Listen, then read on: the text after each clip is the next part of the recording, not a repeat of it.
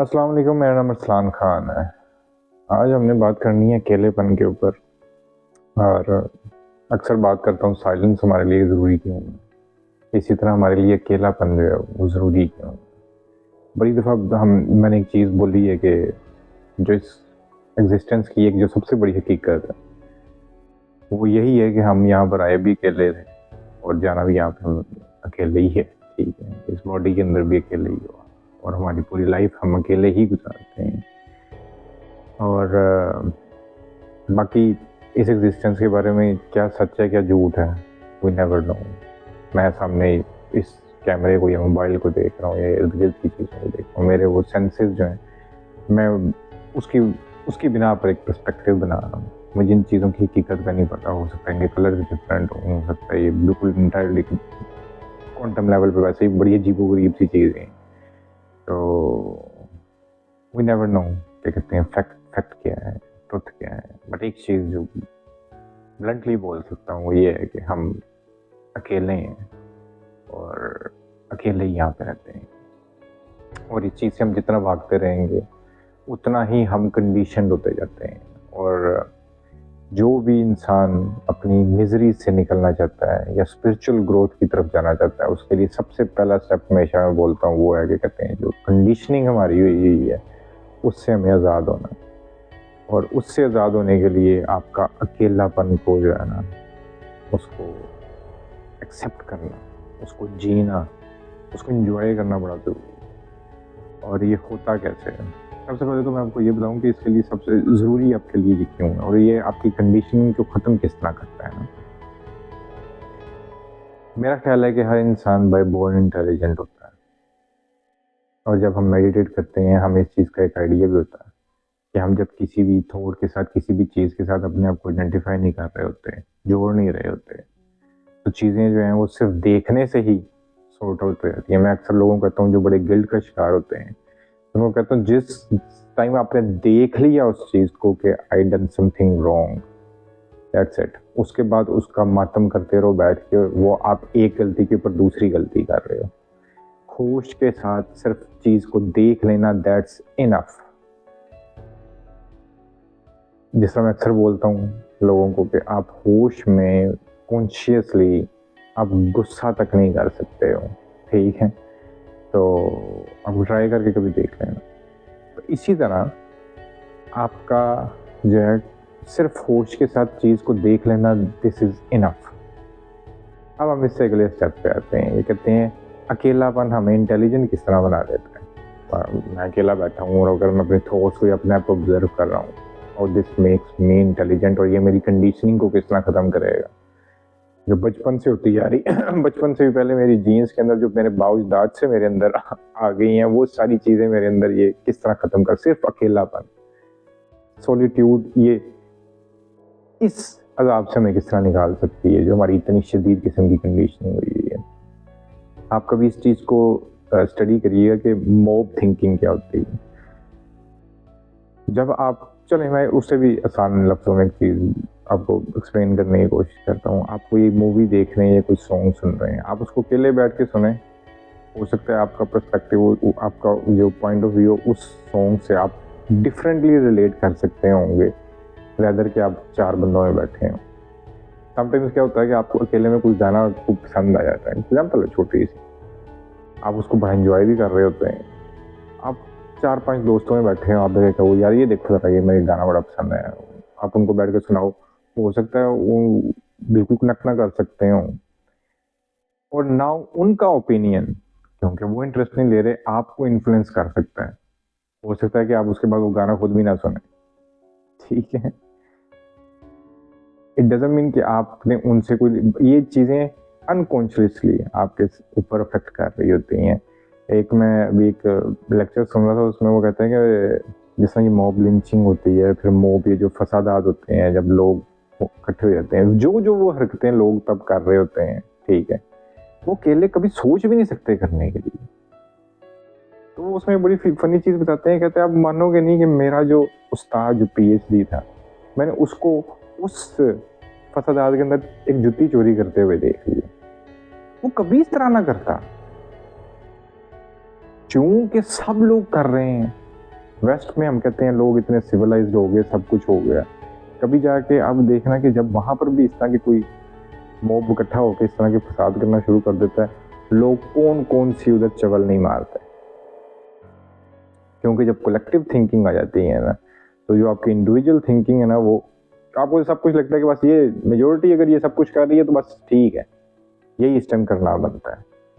लोगों को मार भी देते हैं। कभी जिस इंसान ने कभी चूंटी नहीं ना मारी होगी, उधर जाके वो सबके साथ हरकतें कर रहे होंगे।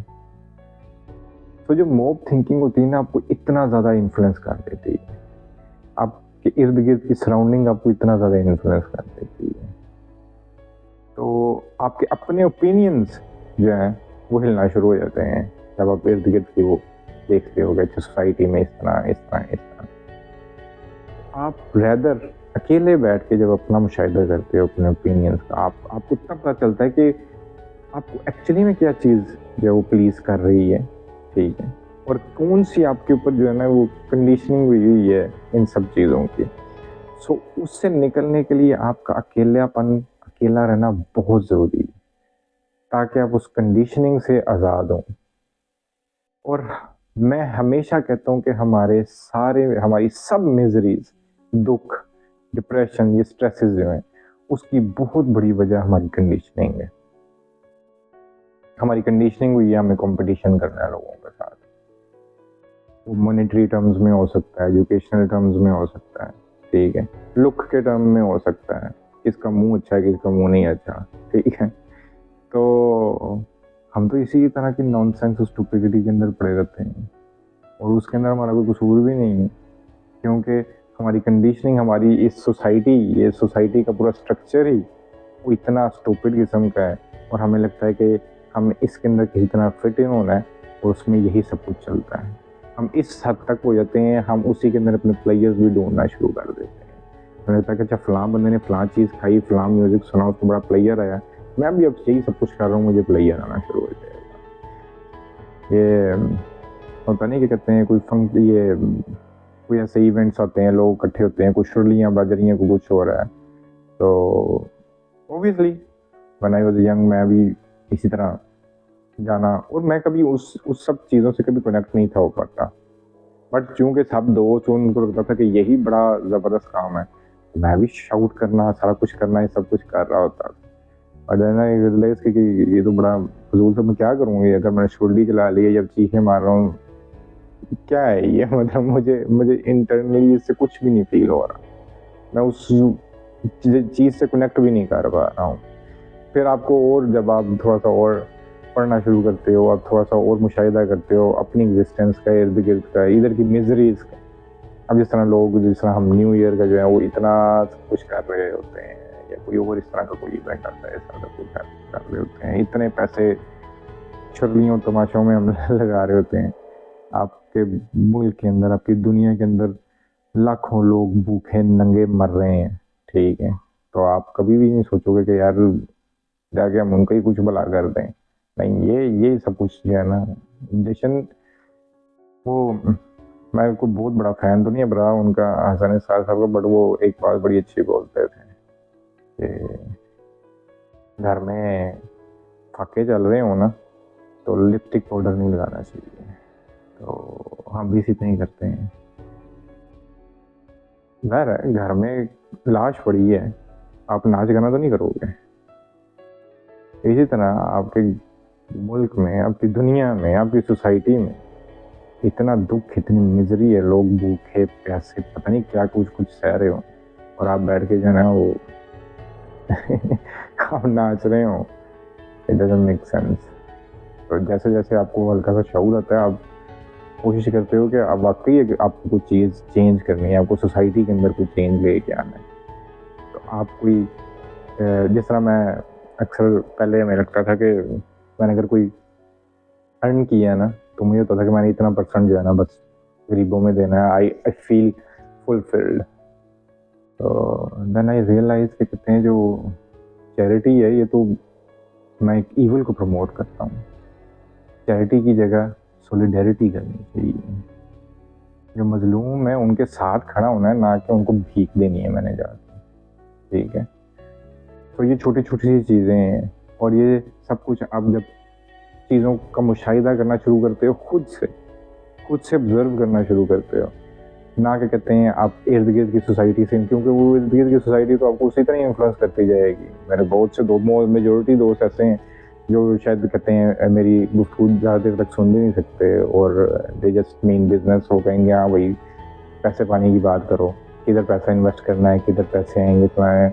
मेरा इन सब चीज़ों को लेना देना नहीं है, so I might be a boring person to them. तो और मेरे लिए वो लोग तो ओबियसली, बट मैं, क्योंकि जब आप अपनी हकीकत से आशना हो जाते हो ना, अपने आप को अपने आप को जानना शुरू कर देते हो, फिर एक टाइम आता है कि आपको ये सोसाइटी इन्फ्लुएंस नहीं कर सकती। आपके पीस, आपके प्लेयर्स, आपकी कामनेस, आपका सब कुछ आपको पता चलता है आपके अपने अंदर है, वो किसी पे डिपेंडेंट नहीं होता। सो आई रियली विश कि हम सब लोगों को इस तरफ आना चाहिए। एक अगर हमें कोई चीज़ सोसाइटी के अंदर या कहीं पे चेंज भी करनी है तो वो एक कॉन्शियस रेवोल्यूशन होना चाहिए, ये कॉन्शियस एवोल्यूशन होना चाहिए। और इस सब के लिए, even for your personal development, आपके लिए अकेले बैठ के मुशाहिदा करना बहुत ज़रूरी है, अपने आप को टाइम देना बहुत ज़रूरी है। इस सोसाइटी के इस कंडीशनिंग से, इस सोसाइटी मोल्ड से निकलना आपके लिए बहुत ज़रूरी है। आप इसी के बाद अपनी भी बेहतरी कर सकते हैं और इस सोसाइटी के लिए भी कुछ बेहतर कर सकते हैं। खैर again this is all just my personal opinion. हो सकता है कोई इसे एग्री ना करे, हमको लगता होगा कि हम एक, क्योंकि एक सोशल एनिमल है तो हमारे लिए जो है ना सोशली बहुत ज़्यादा इंटरेक्ट करना लोगों से, क्योंकि हमारी सोसाइटी के अंदर इस चीज़ को बड़ा ज़बरदस्त समझा जाता है कि हमारे कितने ज़्यादा कनेक्शन हैं, हम कितने लोगों को जानते हैं। वाह जी वाह, चौधरी साहब के जो सारे मसले हल कर देते हैं। तो ओबियसली आपको इस सोसाइटी के अंदर शायद सर्वाइव करने के लिए इन सब कुछ चीज़ों को करना ही पड़ता हो, बट मेरे नज़दीक हमें सोसाइटी को इंटायरली फ्रॉम द रूट ही चेंज करना। आज का इतना ही था पैगाम, इंशाल्लाह फिर बात होती है। अल्लाह हाफिज़।